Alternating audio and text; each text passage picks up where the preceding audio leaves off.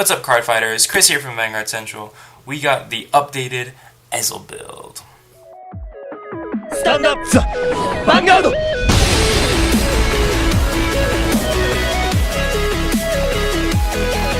So for our starter, we have Cole.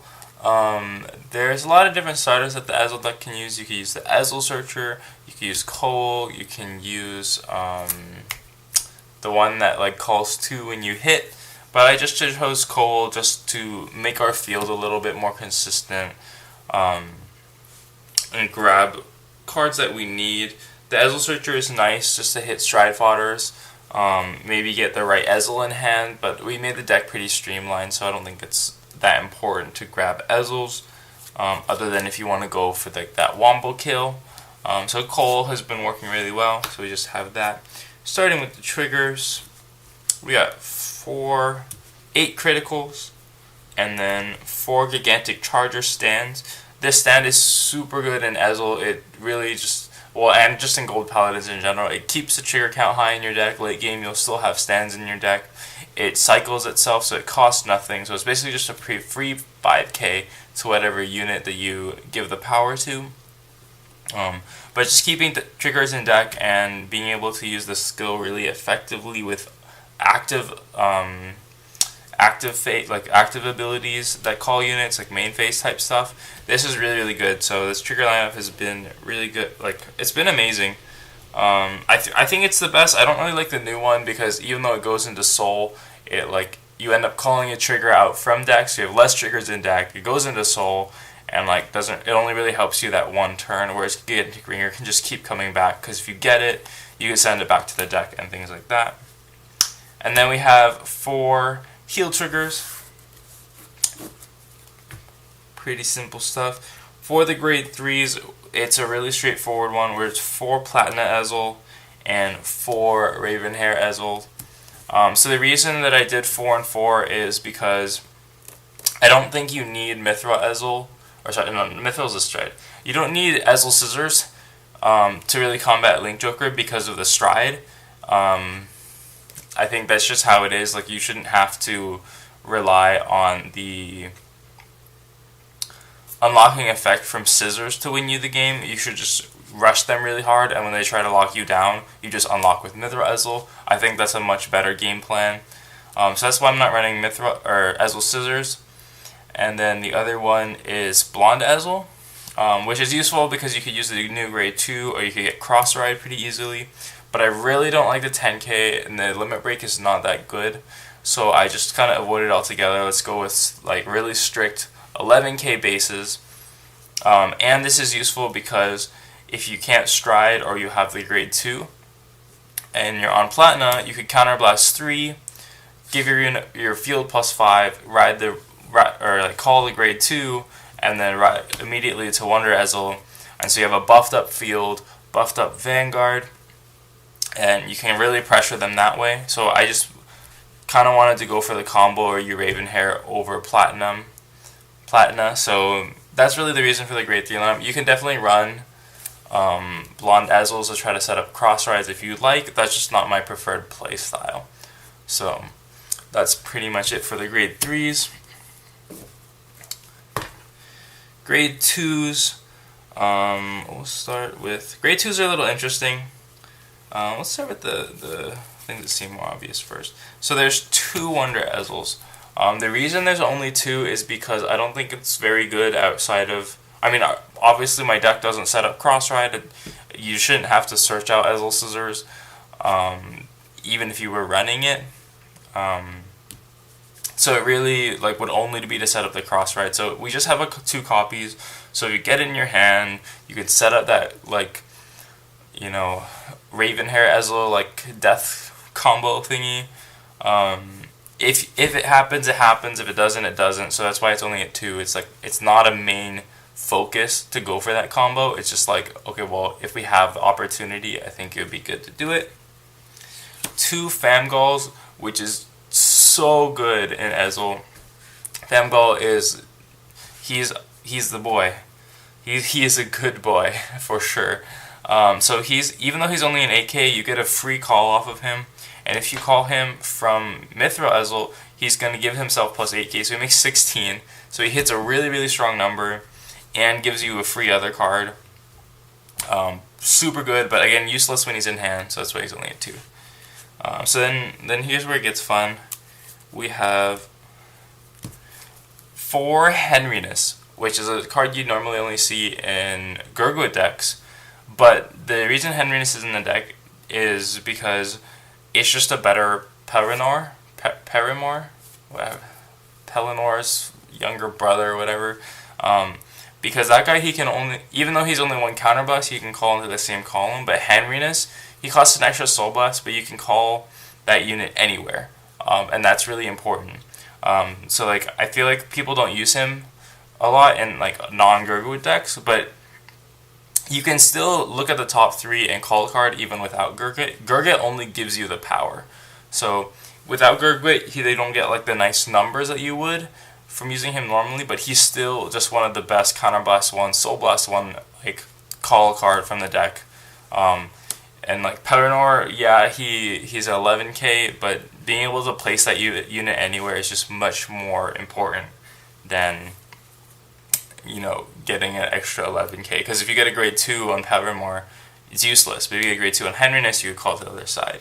So Henriness is really, really good, and just because it's not Gergich doesn't mean you can't play him. And then the last grade 2 is Regan, who's a 12k attacker with Unite, or with Resist. So this is actually really, really important. This isn't the reason that I'm not running Ezel Scissors, because I kind of made this deck, or try to make it like a control killer, because yeah, you can Mithril Ezel through Link Joker, but like, what about clans that retire, like Kagero with Belog and Denial Griffin and things like that. So Regan's gonna help you. You could just stack all your crits on it, and then they can't Denial Griffin it, so they have to, like, you force them to play fair with guarding, because they can't do anything to this card. They can't Denial Griffin it, they can't Hetero around it, and they can't target it, so it's like a big pain in their ass, and they have to attack into it usually to get rid of it, which helps out a lot. And since it's a 12k, when you call it off of Mithril Ezel, it'll get another 9k, so it makes 21 by itself. So that's like another reason that 12k is really good. And so yeah, that's basically what the grade 2s. We got 12k's resist, just help kill control stuffs. And lastly, with the grade 1s, I'm running 2 Lavinia to help get PGs. Like, if you call a bunch of cards, maybe it's useful to get the PG. I've had situations where, like, I call a full field, but I also call this and a Henriness. So I'll like send 2 back and then call a new one with the Henriness, just to help fill things, like, you know, build up the field again. So like, that can be pretty useful. I might up it to more because it's been like pretty good, but I do like Halo Shield Mark at 4. He's just like an OG perfect guard, because you could call it off of the Sword Magi guard. So like, if you're in a really bad spot and they like got you in a you can't guard it scenario, like with a Diablo, you could slay me and hopefully, you know, get the PG and clutch it out. So we'll see how it goes, but these 2-2 has been working really nicely. So then we have 4 Stride Fighters. It's a Stride based deck, and you definitely want to keep your grade 3s in hand. If you have Ravenhair Ezel, you want to be striding with a Stride Fodder, so you can keep it just in case you need to do a Wombo combo turn, go up to 5 damage, and like Glorious Raining them, because that's such a good combo. Ravenhair's Ultimate Break is amazing. It's super good, and having the option of Glorious Rain and the Gergich Stride, you definitely want that always available to you. So like, having 4 Stride Fodder to keep your grade 3s in hand is invaluable. We have 1 Hole. Hole is really good. Amazing effect, just when he's placed on rear guard, counter charge 1, soul charge 1, and it's for free, there's no cost. Like, it can be from hand, it doesn't have to be from deck. He's a 7k, all you have to do is be on Ezel. It's super good. So in the games that we go through a lot of our resources, he can be really effective, but I find that you don't usually use up like all your counterblast. So he's just kind of like oh, we're kind of in trouble. Let's get a little bit more. So he comes up every once in a while, but usually you're perfectly okay on counterblast. And so I saved the MVP grade 1 of the deck for last. This is a Horsa. Horsa is absolutely insane in this deck. Mostly for Glorious Reigning Dragon, because you can give units to the units that you called. You'll call like so for example, if you have him on the field and then you like call 3 units, assuming the middle is like your Vanguard. So if this guy's already on the field and you just call 3 units, then he's going to get plus 6k, and he's going to give whatever comes here plus 6k. This is a pretty bad example because they're all Horsas, but okay, we'll do this really quick. Okay, so you could call like this, and even if you already attacked with this guy, this one's going to get plus 6k because it's going to be plus 6k to Horsa, plus 6k to the guy in his column, if you're calling these 3. And what's super good is, say you're calling 3, and you call a Horsa in the middle, it will count these 2, right? Because of how Vanguard works. So you get plus 4 here, and suddenly this gets plus 8 to that column. And since it's a 19 column with a 12k attacker, it's already a 27 column. Like it really helps with the numbers. And if you had this one here, this guy's getting plus 6. So you called 3 units, you got an 18k attacker, you got a 27 column. Horsa is absolutely insane, Glorious Reigning. There's not much like more I can explain other than that. Horsa is the MVP grade 1. And that's it with the main deck. So we'll just go for the strides. The stride zone is really straightforward, and there's some spots up for grabs, which we'll go over.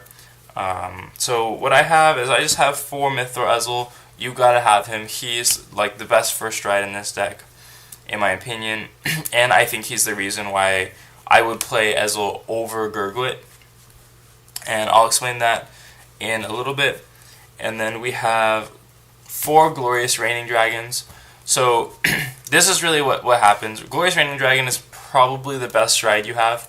You can enable 5 attacks really easily. You can build your field with it at the same time that you're making multi-attacks. It's kind of ridiculous if you ask me. And so you want to get into Glorious Reigning as fast as you can, whether you're Gergich or Ezel or anything, I think. And so this is why I think Ezel is the better Gold Paladin deck, and why I'm doing the profile on it, is because when you use Mithril Ezel, Stride Mithril Ezel, and then you flip a copy face up in the G zone.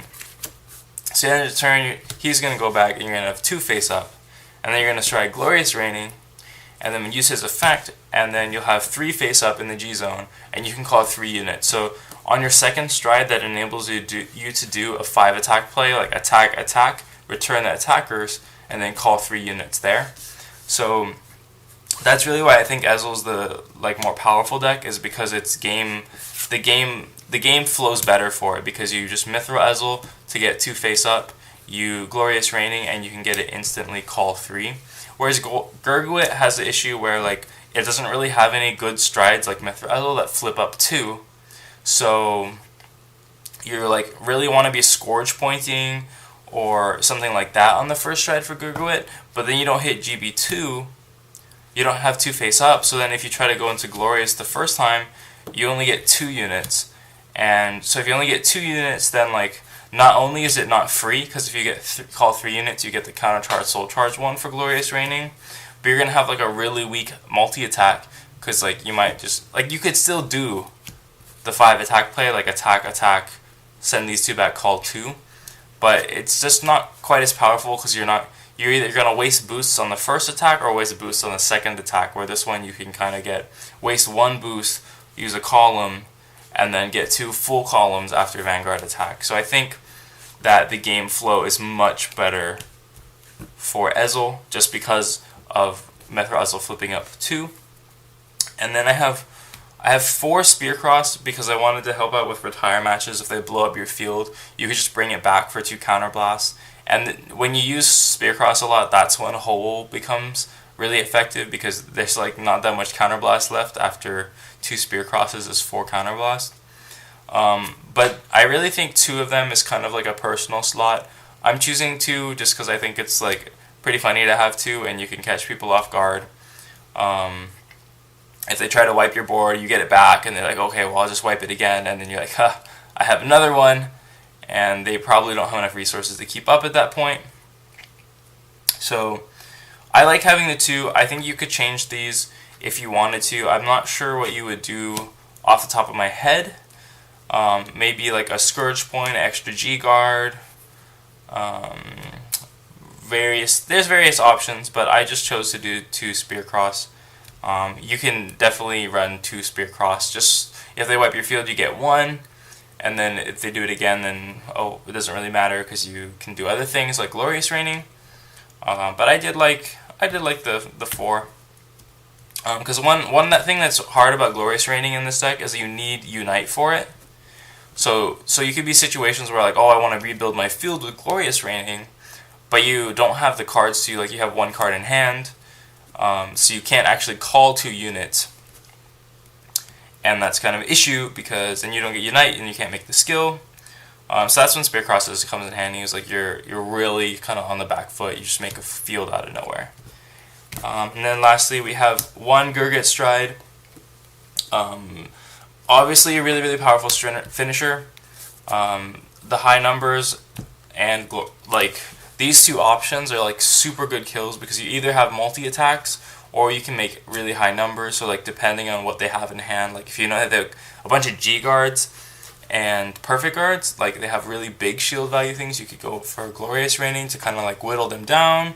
Or if they don't have any not enough big shield value, then you could go for Gergich to just punch through. And both of them work insanely well with Ravenhair. It just gives you so many options. Since Ravenhair only lets your opponent guard with grade 1s,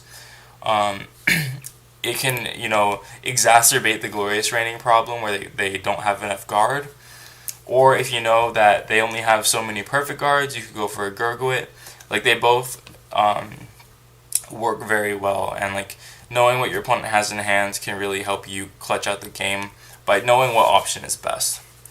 And then lastly, we just have 3 G guards. There's 1 Slay Me and 2 Rias.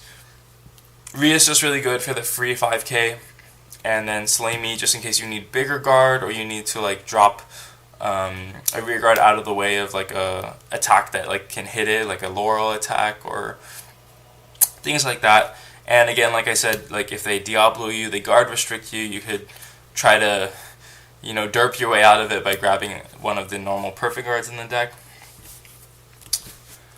So that's basically it. Strong. Ravenhair Ezel really ups the deck's kill potential by preventing your opponent from guarding and then either multi-attacking with Glorious Raining or using the Gergich Stride. It's super fun to play. If you enjoy Gold Paladins, I would definitely check it out. It plays a little bit differently than Gergich, and I think it has a better stride progression game, so that's why I prefer it. Again, thanks for watching. Give a video a thumbs up. It helps out a lot. Message us in the comments if you have any questions, any comments about the deck build. If you thought it was good, if you thought I made some questionable choices, let us know. Make sure you're subscribed for more content, more awesome deck profiles, matches, and various videos coming out for you all. Again, thanks for watching. Vanguard Central, out.